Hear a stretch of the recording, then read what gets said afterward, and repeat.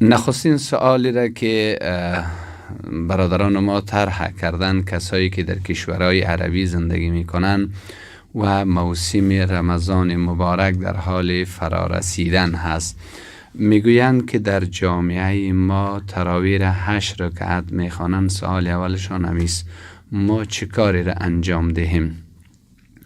در این راستا خدمت عرض میکنم، گرچند باید این سوال از نظر اکادمیکی و تحقیقی یک بحث خیلی دورمدرازی است که دراست و مقارنه داره، ولی با آن هم برای فهم مردم و مخاطبانی که صادقانه از مبادی اسلام، از معانی داشته های اسلام خیلی فاصله دارند، از ما با خوبان کاری نیست.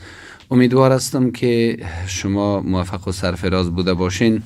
بحث تراویح در گام نخست خدمتتان عرض می کنم که تراویح حکم تکلیفیش فرض و واجب نیست. حکم تکلیفی فرض و واجب نمی بوده باشه. هرگاه که حکم تکلیفی فرض و واجب نشد، میاییم پایانتر از اون که سنت هست. یک بحث قضیه است. دومین بحث قضیه همیست که آیا جماعت تراویح بهتر است یا تنها خوانی؟ منشأ اختلاف از آنجا آغاز می شود که عمر فاروق رضی الله تعالی عنه، شخصیت برجسته و شاگرد بذات رسول گرامی صلی الله علیه و سلم، امت را هدایت می دهد که باید دنبال ابی ابن کعب رضی الله تعالی عنه نماز تراویح را به جماعت بخوانند، اما خودشان در این جماعت شرکت نمی کنند، بلکه تأخیر می کنند و بعداً به تنهایی انجام می دهند.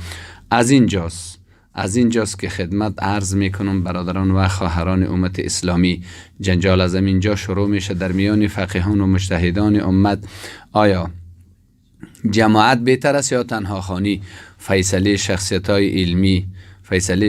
های علمی امت اسلامی امیست که گفتن جماعت تراویح سنت کفایی هست، یعنی قسمت از مردم که به جماعت شرکت میکنن از گردن دیگران جماعت ساقط میشود.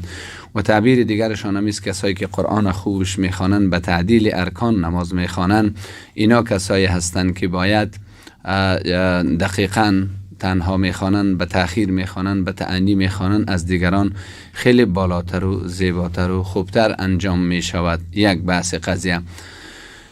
با آن هم اگر شما قرآن درست یاد ندارین یا به طرز درست خوانده نمیتونین، به جماعت 8 رکعت والا حق دارین. هیچ نوی مزاحمت نیست که شما به او اقتدا بکنین.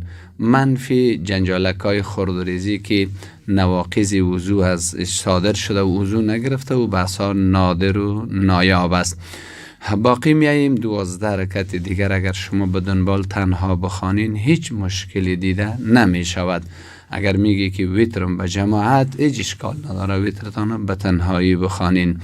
امیدوار هستم که قضایای فرعی علمی مجتهدان امت اسلامی را مایه بغض و عداوت در میان امت قرار داده نشود. از این رو یا بدین لحاظ دقیقاً جماعت 8 رکعت میخوانین، 12 رکعت دیگر هم خودتان به تنهایی میخوانین. و چون رمضان ماه فضیلت است، ثواب نفل خیلی معادل فرض بالاتر شمار می شود.